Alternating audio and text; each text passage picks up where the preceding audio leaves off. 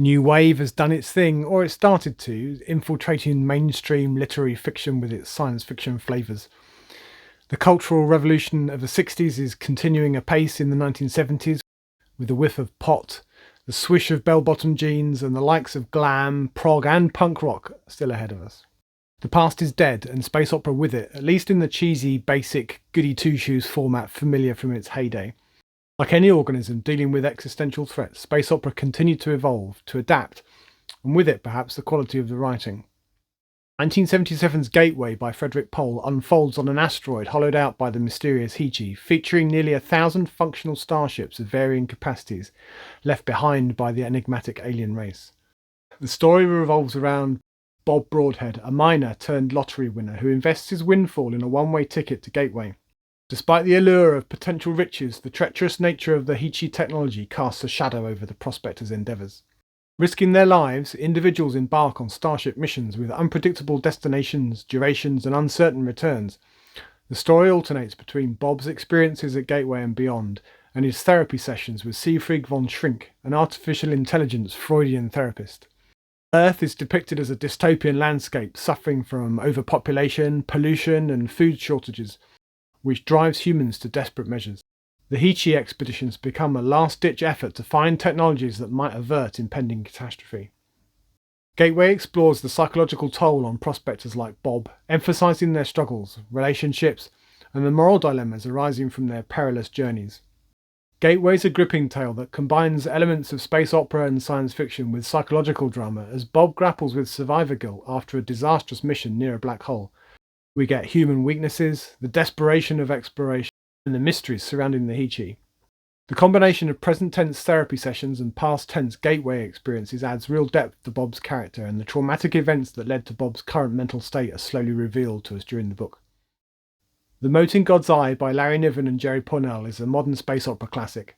Published in 1974, the story is set in the distant future and revolves around humanity's first contact with an alien species known as the Motes. The story unfolds as the Imperial Navy of the Second Empire of Man discovers a hidden star system home to an ancient and mysterious alien civilization. The Motes, possessing a unique biological and social structure, intrigue the humans, but their complexities and potential dangers become increasingly apparent. Paranoia surrounds the mission. Are the Motes friend or are they foe? As the humans attempt to establish diplomatic relations and understand the Motes, they find that the Motes quickly befriend and understand the individual humans, but the humans are unable to reciprocate. Large parts of the Mote society and its turbulent history are hidden. Gradually, the humans uncover a web of political and biological challenges. The Motes' reproductive habits and their implications for the fate of both civilizations create tension and uncertainty. We explore themes of diplomacy, cultural clash, suspicion, and the potential for unintended consequences. Coincidentally, I read this book recently and I enjoyed the intricate world building and the well-developed characters. I thought that the various flavours of Mote were very well done. I can see the enduring appeal of the Mote in God's Eye among space opera enthusiasts.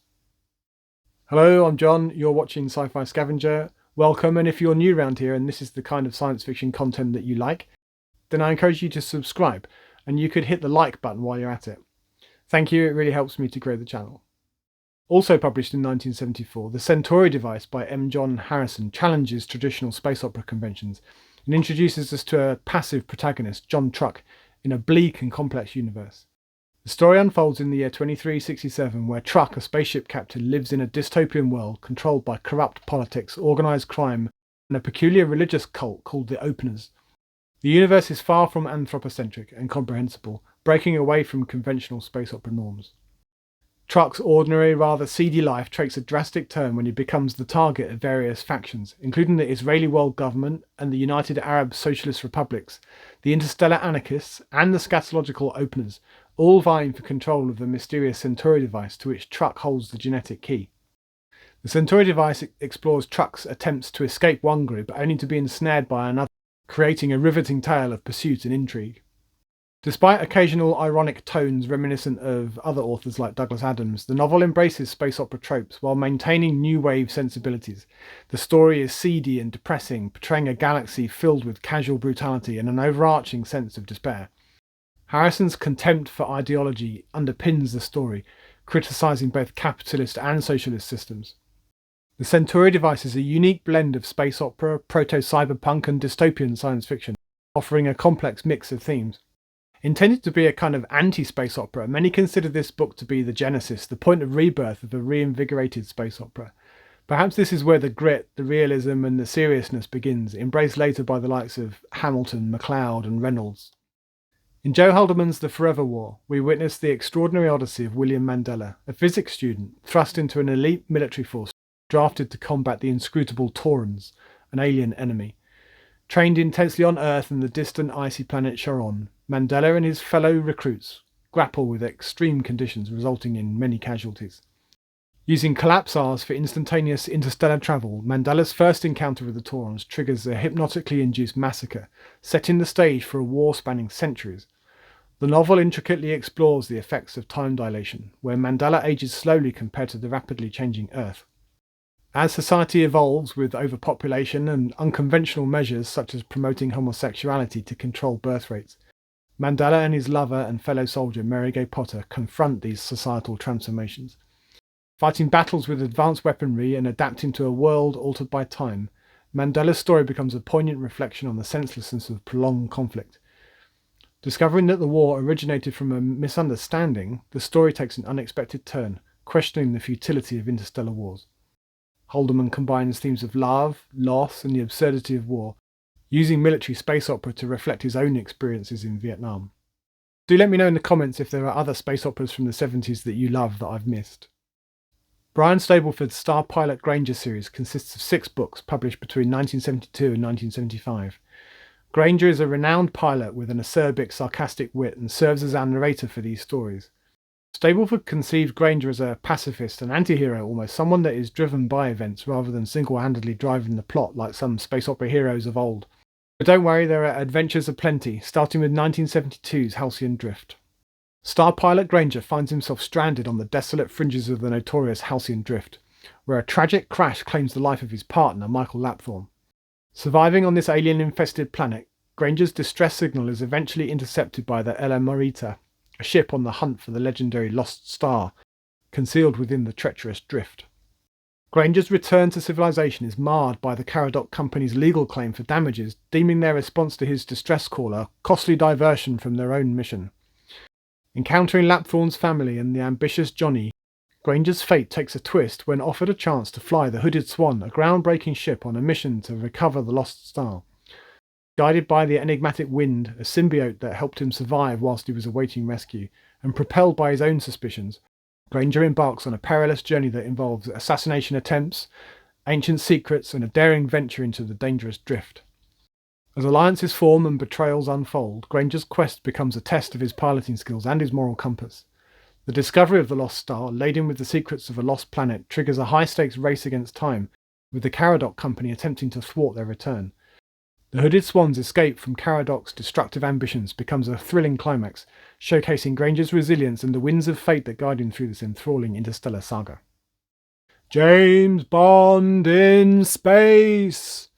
Paul Anderson's Dominic Flandry first appeared in short story form just a couple of years before 007 skidded around the corner in his DB7. In the 31st century, in the dog days of the Terran Empire, Flandry is a dashing agent of the Imperial Intelligence Corps, travelling the stars to deal with imminent threats to the Empire from without and within, his ultimate aim being to stave off the decay of the Terran Empire. Flandry operates on his wits and is not above deceit, seduction, blackmail or even torture to achieve his mission objectives. Maybe he has a touch of the Jack Bauer about him too. But back to Bond again. Flandry is a bit of a ladies' man, with a woman in every spaceport, but none that he sticks around for. It's not you, darling, it's me, that kind of thing. As he would say, he's as mossless a stone as you'll find in a universe of rolling. 2 short story collections appeared in the 60s, followed by 6 novels, 3 of which were published in the 1970s. The bad guys, the evildoers of the piece, are the Mercians, loosely based on Imperial Japan with both fascist and Soviet overtones. The Cold War and later Vietnam were both in full swing as Anderson wrote these stories, and that much is evident in the shadow conflict of which Flandry is the master. In 1979's A Stone in Heaven, Flandry is now an admiral, older, wiser, and less callous in his treatment of others. This time the mystery is on Ramnu, a cold, heavy planet where Miriam Banner Abrams is studying the sapient autothons. Ramnu is entering an ice age that will kill the natives. Banner appeals to the Duke of Hermes to save the Ramnuans. He refuses. His refusal is unexpected. The cost would be little and the public relations gain would be significant. Even curiouser, the Duke goes to extraordinary lengths to prevent Banner from appealing directly to the Emperor. Banner appeals instead to Admiral Dominic Flandry for help. Flandry suspects that the Duke, Edwin Cairncross, is plotting to overthrow the Emperor. Ramnu holds the only evidence, so Flandry and Banner sneak off to the planet to gather what information that they can.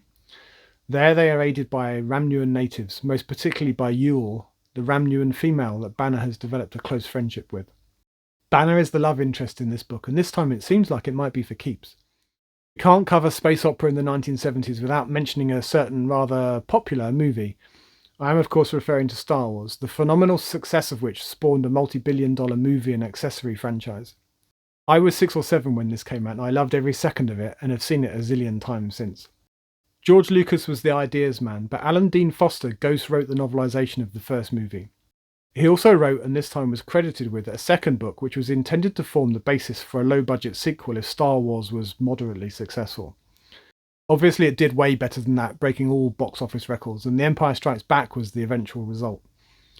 Still, Foster's Splinter of the Mind's Eye was published in 1979, and as I recall, was very enjoyable. It was adopted as canon in the 1990s, set 2 years after Star Wars and 1 year prior to the events in Empire Strikes Back. Luke Skywalker and Princess Leia, accompanied by R2-D2 and C-3PO, face a crash landing on the swampy planet Niven. The Empire's energy mine, responsible for their mishap, becomes the focal point of their mission, to win over the inhabitants to the Rebel Alliance. Forced into secrecy, Luke and Leia join forces with an enigmatic old woman, Hala, who reveals a fragment of the Caliber crystal, a powerful force-focusing artifact. A perilous journey ensues as they seek the entire crystal, navigating the treacherous swamp, encountering giant creatures and confronting the Kawe tribe. Imperial stormtroopers led by Captain Supervisor Grammel and the menacing Darth Vader intensify the stakes. Luke's lightsaber skills are tested in a duel against Vader within the ancient temple of Pomajima. The dramatic confrontation unfolds as Vader falls into a pit, leaving an ominous sense that this might not be the end of Darth Vader. Our trip through the high points of space opera in the 1970s is over. Next stop, the 1980s. Let me know if there are beloved space operas that I should be looking at for that video.